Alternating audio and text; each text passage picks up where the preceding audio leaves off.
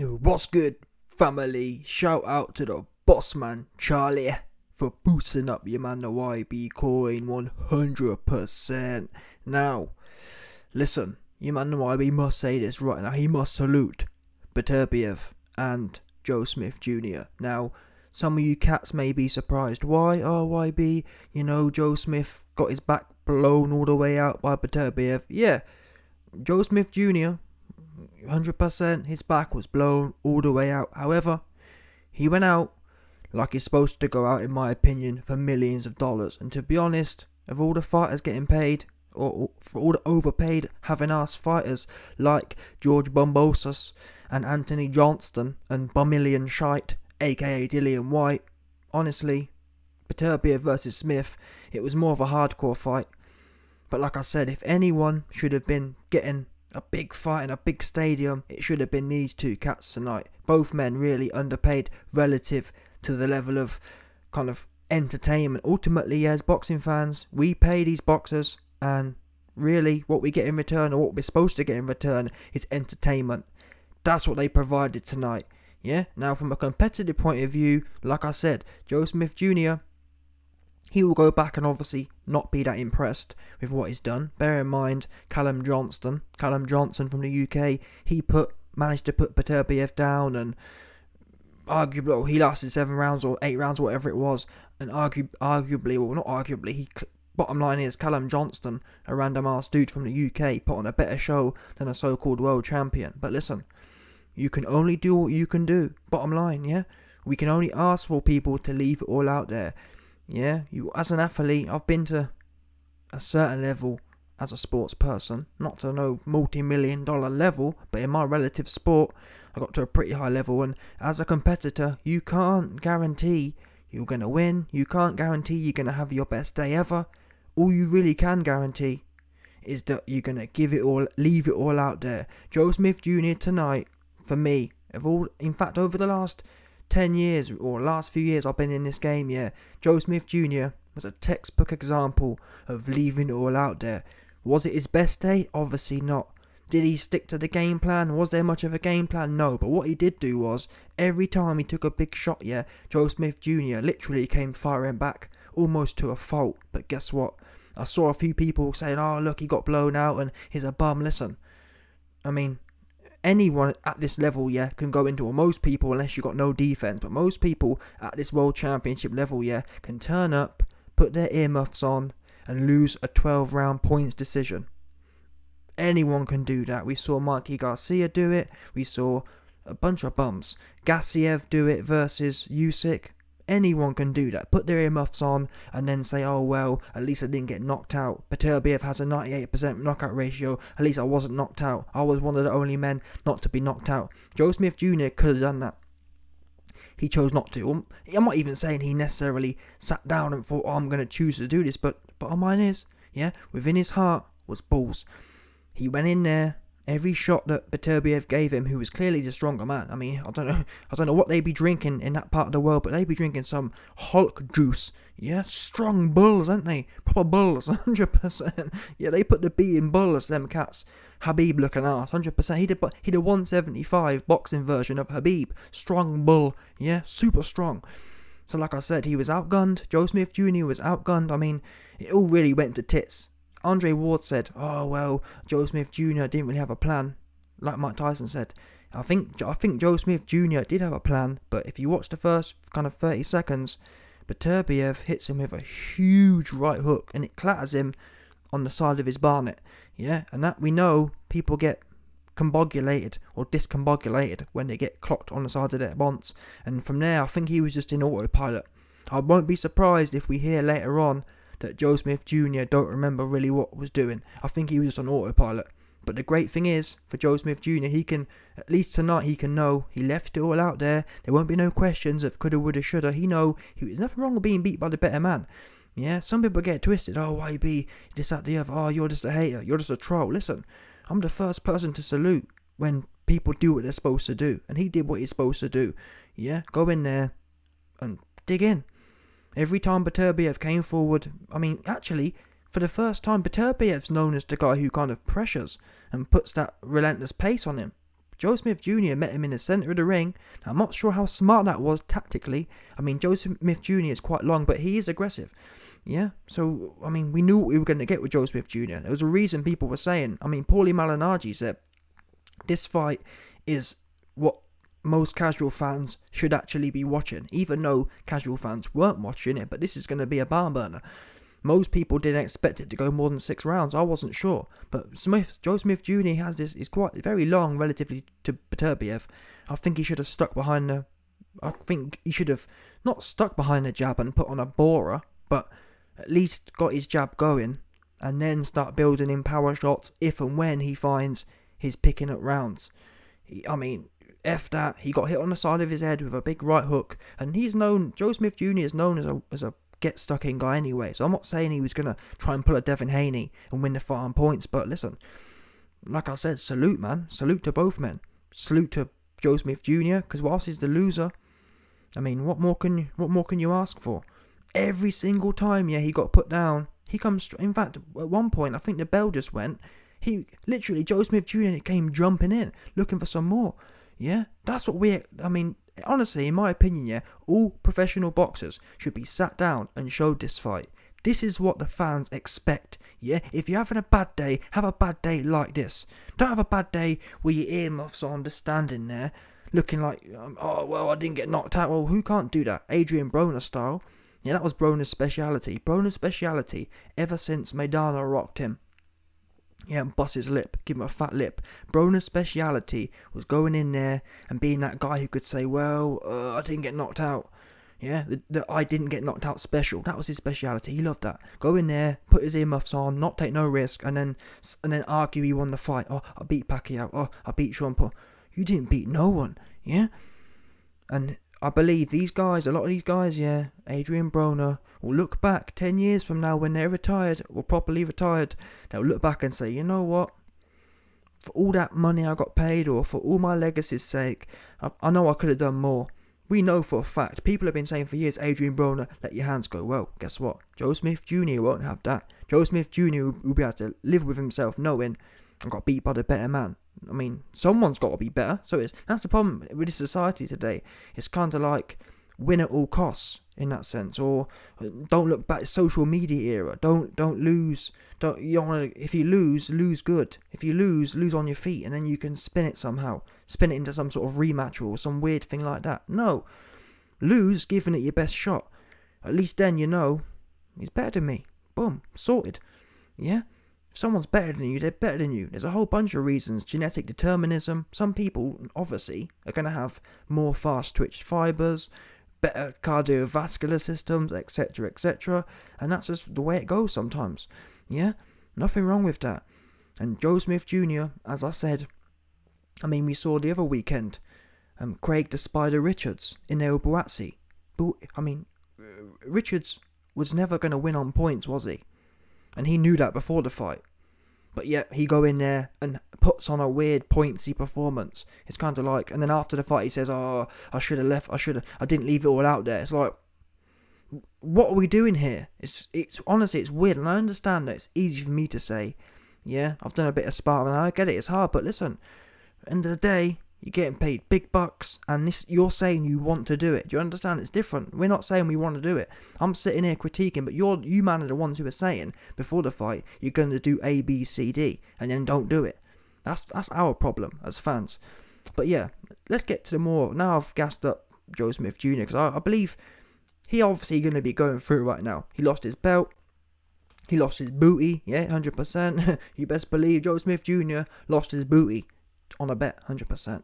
He lost his belt, he lost his booty. He's going to be going through it, but not that you're going to see this, but he should be holding his head high, really, to be honest with you. Could he have done this? Could he have done that? Again, it made me laugh. Andre Ward saying, it's like the other. Listen, Andre, I'm pretty sure he could have gone in there and done what you done, play touch butt in the park and fiddle around and bore everyone to tears.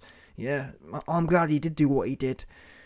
And there's nothing, again, I think we need to start, people who go out there, leave it all out there, and it's not enough. Whether it's, I don't give a F if you're finished in 1 round or 5 or 10. If you go in there and it works out that you're enough, wasn't enough, so be it. But the fans, I mean, in terms of exciting fights, you can't tell me that weren't exciting. Yeah? Compared to all these other fights we have, that was really, I'm trying to think, what fight in the last few months has been more exciting than that? Because most fights these days, they're one-sided, and the other guy ain't even turning up. For example, imagine how exciting Canelo versus Bivol would have been if Canelo had been desperate to win or desperate not to lose. Yeah? Imagine if Canelo had some of that urgency Joe Smith Jr. had. Go back and watch it. Every time Beterbiev puts him down or hits him, he coming back, swinging. Yeah? Imagine if Canelo had had that oomph inside him to say, you know what, Bivol, you're most likely the better man tonight, but I'm going to give it some. Imagine how exciting that fight would have been. We won't never know about that because Carmelo don't have it in him. Joe Smith Jr. does. And I'm not being funny as well. Joe Smith Jr. was in there with a strong bull as well. Canelo was in there with Bivol, who's if there's anyone Canelo could have really tried to dig deep with, it would have been Bivol, I'd have thought, who's a lot more kind of technical and counter-punchy. Joe Smith Jr. was backing up the tank. Do you understand? That takes something, and we must salute that. We must do. But yeah, back to the technical side from Beterbiev's point of view now. I think we've done the Joe Smith Jr. side to death now. Beterbiev came out on the back foot, got back to bottom line is he got back. I mean, until it all fell apart. Really, it looked like a 60-40 fight. Yeah, it was setting up to be a 60-40 fight for that first 2 minutes, and then obviously Beterbiev got to him. But Beterbiev's just strong, real super. I'm not sure how to explain it. I mean, looking at Joe Smith Jr., he looks strong as well, but it's a different type of this raw bullness. Bottom line, I'm not sure how else to explain it. Beterbiev has this raw, just that Khabib mountain strength.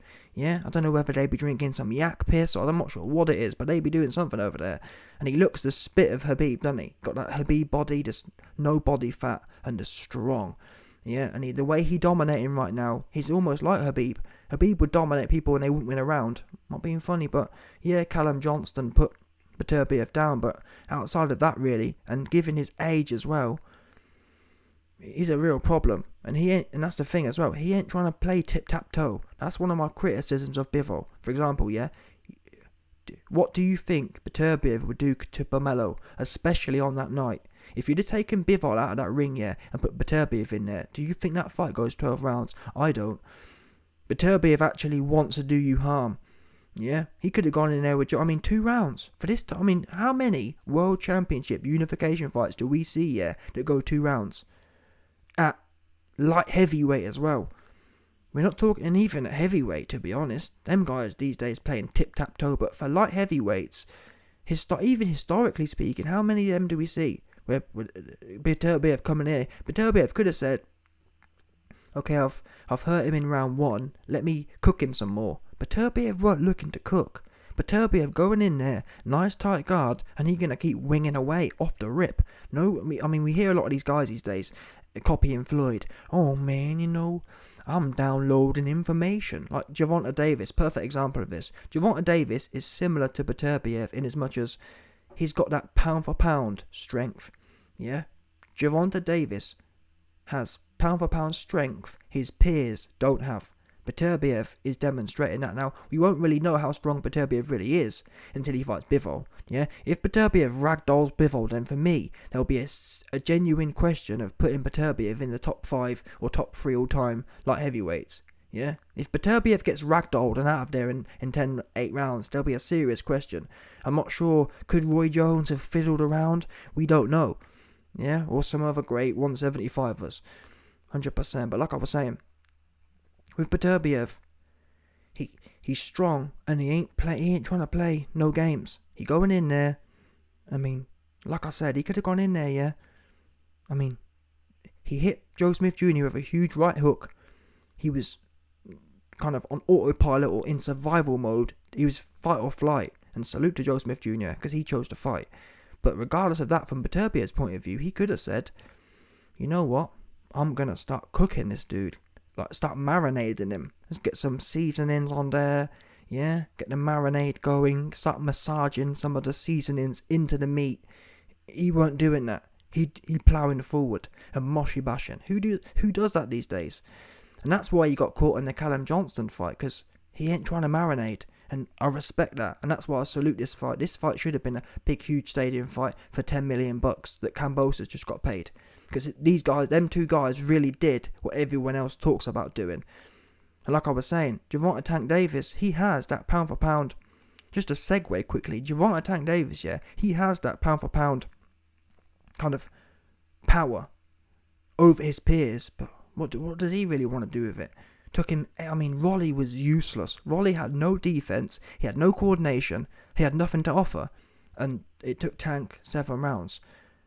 There's no reason Tank shouldn't have been moshy bashing him. But he got to download info. I guess YB, you're being too one-dimensional here. There are different styles, but still, I don't know. I feel these guys who have raw power like that exploit it.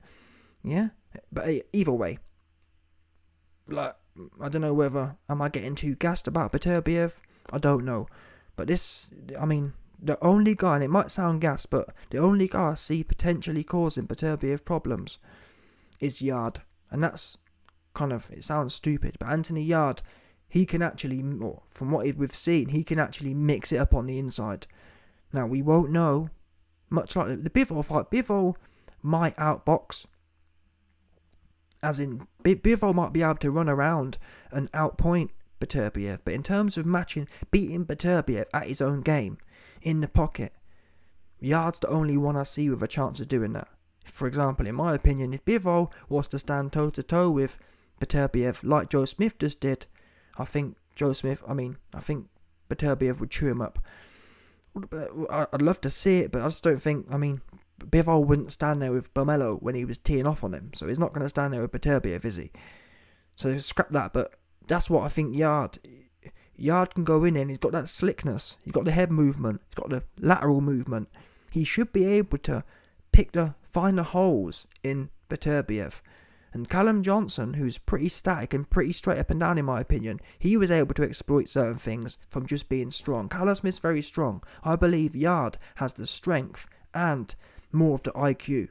However, cardio makes mice of all men. Yeah?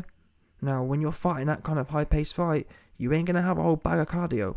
And cardio's been skeptical before. And one thing about it, we got to say, Yard, he got stopped by Kovalev. So if that Yard turns up, Kovalev was shot, worn, old, no good. No good on the inside either. We know Andre Ward exposed how bad Kovalev was on the inside. And Yard made a meal of that. So in fact, he got stopped by the shot, worn Kovalev.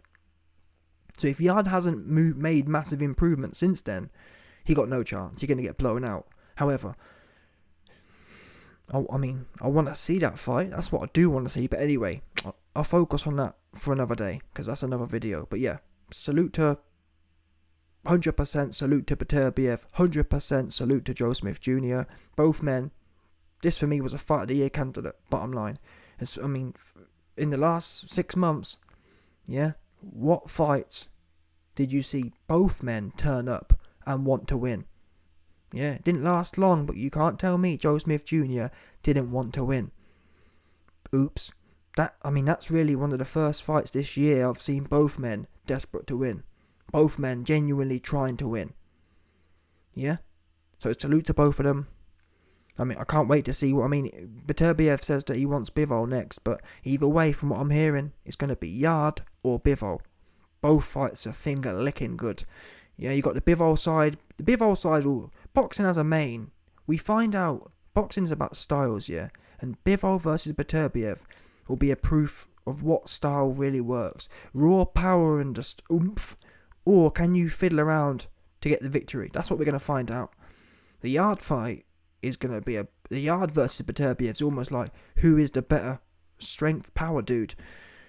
So one thing I will say is, if Yard goes in there and tries to play tic-tac-toe with Beterbiev, he will lose hands down, because Yard couldn't tic-tac-toe, or Yard couldn't out tic-tac-toe Queen Arthur, so he's got no chance. And that's one thing I'm going to start, if that fight gets made, I'm going to start a narrative up and start pushing this every week and telling Yard, do not go in there and try and play tic-tac-toe, because you're going to get smoked. You ain't no good at tic-tac-toe. That's why some random British level dude smoked your pack. Yeah, Yard's edge, much like Tank Davis. Although I wouldn't say Yard is as high on the pound for pound power list as Beterbiev or well, I guess we don't know actually. This will be the fight, won't it? We'll soon find out. I mean, if Yard was to stop Beterbiev, then that would be a colossal Hall of Fame, all-time great kind of win, in my opinion. Bottom line, I don't care about how old he is. I think Yard and his team should go in there, and that should be the goal. Aim to stop the guy, and anything else is a bonus. If you end up winning a 12-round decision and it ends and it's a war, so be it. But a lot of these guys these days, they go in there and they're like, oh, but they almost gas the fighter up. Oh, you know what I mean? Like, these guys will go in there and smoke a bum, and then it comes to a real fight and they're all of a sudden nervous. But to be fair to Yard, he did empty the tank against Kovalev. He left it all out there. So as long as he brings that same mindset, added with the cardio, I mean, if Yard has a full tank of cardio, yeah, and he can dig in for 12 rounds, at the very least, I feel it's a 50-50 fight. And you know, it won't, I mean, Beterbiev won't get nothing for free, in my opinion. But equally, if Beterbiev blows Yard out, that just adds to his mystique, in my opinion. I don't think that's the case, though. I genuinely think it's a 50-50 fight. But I expect Yard to be down. I'll put some coin on Yard. But anyway, I've digressed. Great fight. Fight of the year candidate for me. It might sound silly, but I guess, I mean, Smith didn't throw too much back, so it won't make this fight of the year. But, I mean, in terms of the willingness of the year, 100% in this fight. Give me a fight where you've seen two men turn up and want it more. So salute to both men. Beterbiev, he a dog man, 100%, no doubt.